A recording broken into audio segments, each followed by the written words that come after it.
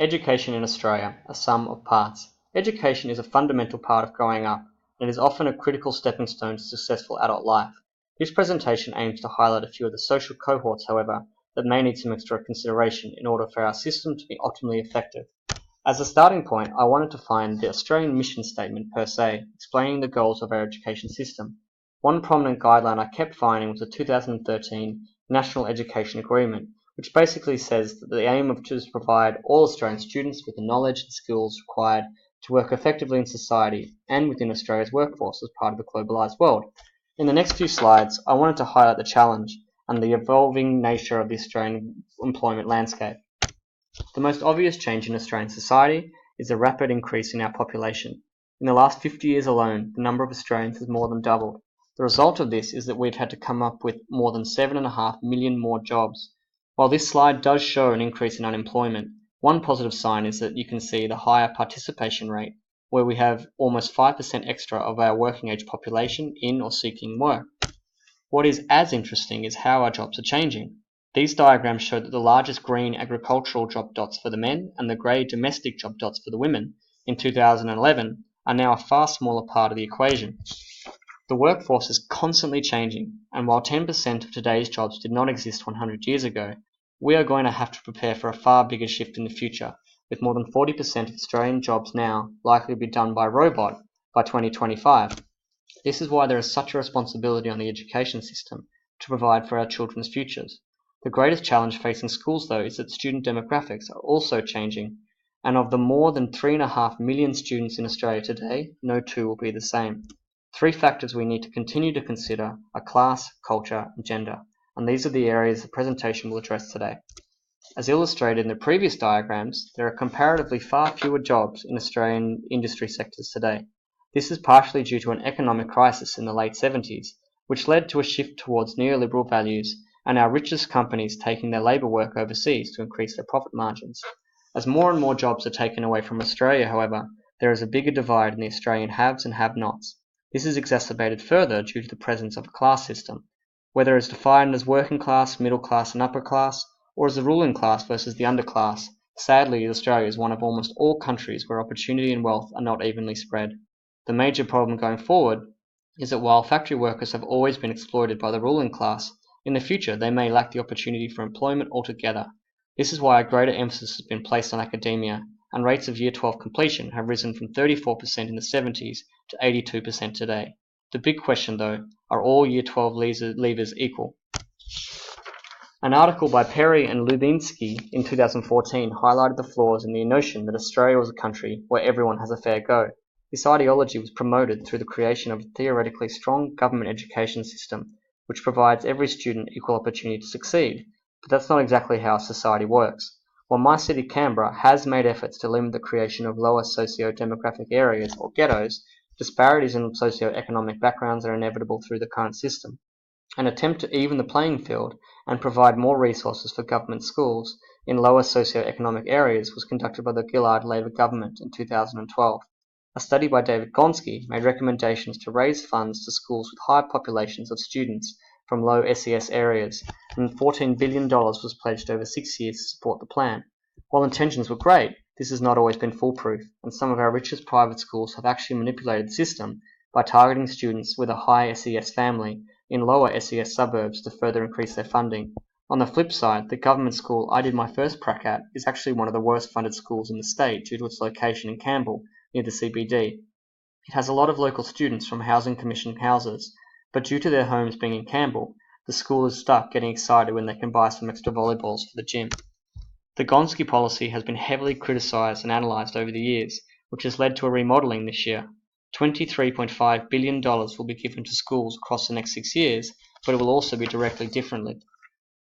24 of the richest private schools in the country will lose funding, and the money that is given will be more evenly distributed to schools, with loadings based on factors including student number and the number of Aboriginal students. While it can be commended that Australian government appears to be making efforts to bridge the gaps between the better schools and the worse schools, studies have shown that a student from a lower SES background in a low SES school is still roughly 3 years behind a student from a high SES background in a high SES school. Equally alarming is a study which showed that regardless of a student's own socio-economic background, attending a low SES school was found to result in 1 year's difference in academic performance.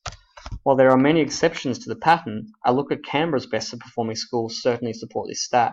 As you can see, I've had the independent schools in yellow.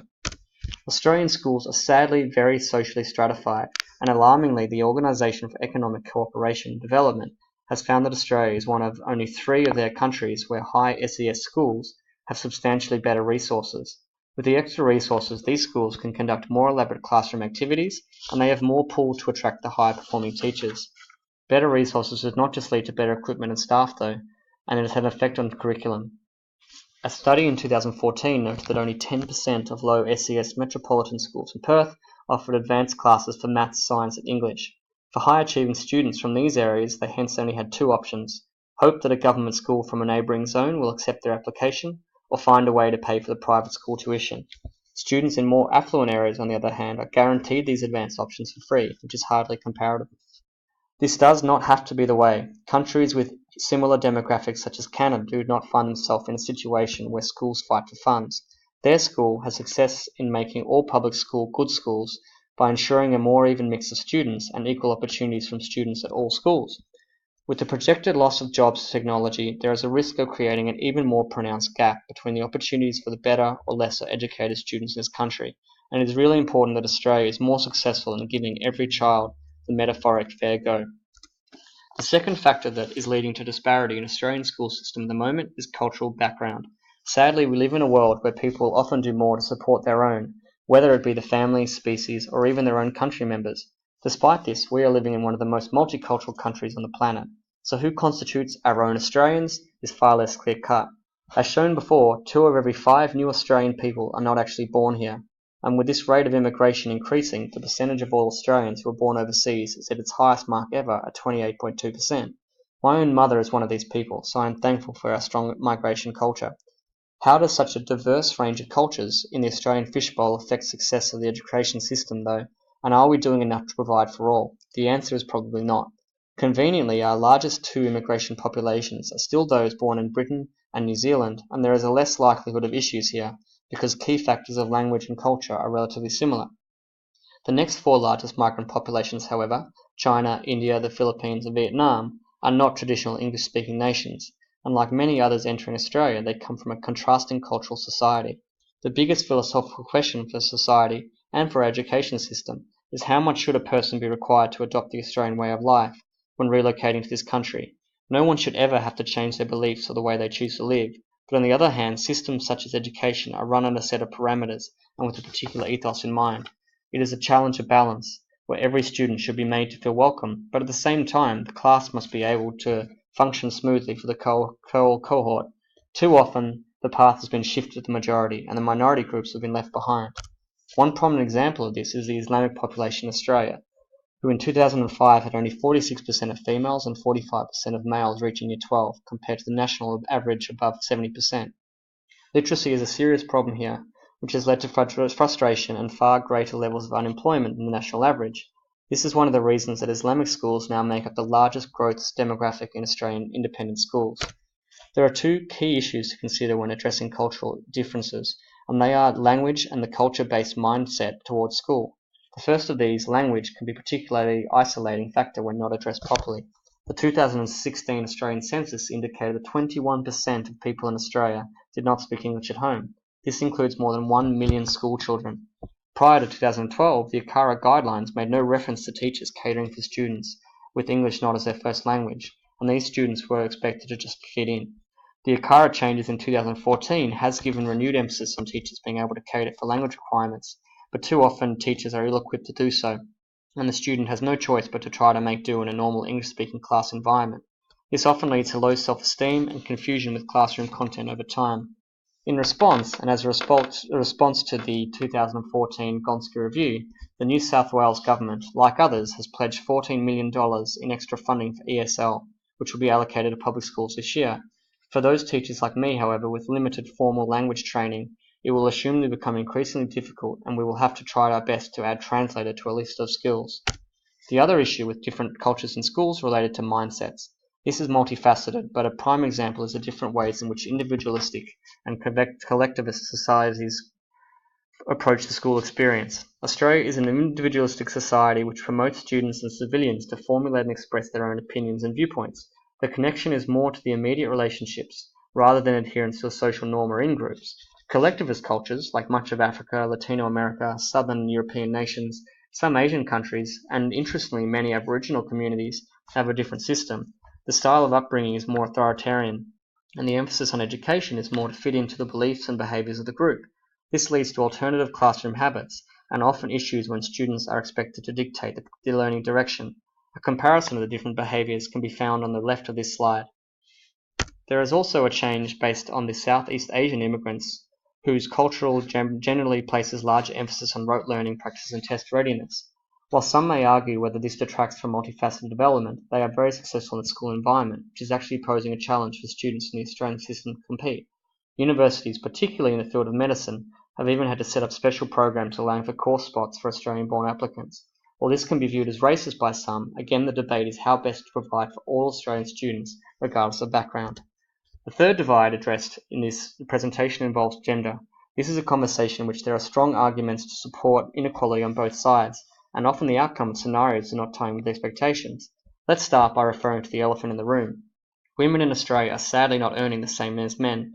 The Workplace Gender Equality Agency recently conducted a report that showed the pay gap between men and women in Australia is currently 15.3%. This equates to $27,000 per year for full-time employees. A number of factors are hypothesized for this, including discrimination in hiring for desirable jobs, disparity in pay between male and female-dominated industries, and a lack of promotion due to work absences caused by caring commitments. Furthermore, there is still a disparity when job salaries are assessed on a like-for-like basis. This is illustrated on the right in this table, which highlights the pay gap present across 4 types of managerial roles. Thankfully, when all jobs were assessed across the board, there was found to be less of a like-for-like pay disparity, with global research by the Hay Group finding the pay gap to be 1.6%. Not accepting the gender disparity though, Australia has committed to the G20 initiative to reduce the gender-based participation rate gap by 25% by 2025. With a target of 9.1% by this year, our current 10.7% still has a long way to go. Now, how do these statistics relate to education?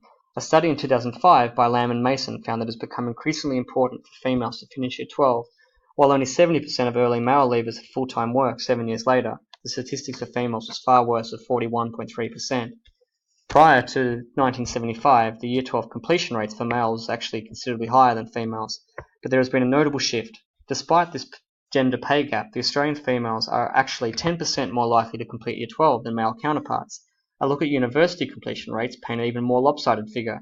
In 2012, 60% of university graduates were female, and 70% of Indigenous graduates were females. While this may be due to more males finding satisfying roles in trades, the results are a significant sign that females are actually doing better in the current curriculum. In order to assess subject-based performance for the genders, one can look at differences in the NAPLAN results. There is a common conception that males are better than females at maths and science, and that females are better in English, but this is only marginally supported. NAPLAN has shown that there are only 3% more females meeting the Year 9 minimum reading requirements, and on the other side, while there are still more males choosing maths and science subjects, it's not a considerable and significant figure. More concerning, though, going forward, is that only 27.8% of the STEM jobs in Australia are occupied by females currently. The reasons could well be down to culture. While there is nothing wrong with the genders having different strengths, this is problematic when stereotypical masculine subjects are leading to better employment opportunities, especially in a world of expanding technological influence. This is equally an issue for society, with tasks and toys assigned as feminine, in particular an emphasis on caring roles, being less likely to lead to socio-economic success in adulthood. To address this, though, the Australian education continues to emphasise participation by females in the growing STEM education movement. To comment on my history relating to opportunities of the 3 factors, I am perhaps in an interesting situation. I have been an international level track and field athlete for the last decade, and the currency for us is very different in this field. As a totally objective sport, success is unrelated to class, gender, or culture. Some of the poorest nations on earth dominate the sport, and in many ways, any successful Caucasian male is in the minority. Usain Bolt aside, females have had more success in marketing their brand, and everyone who steps on the track is equal. That being said, there is barely any money in the sport, and effort to sacrifice is not always rewarded due to the lack of public interest. I therefore understand the issues at hand.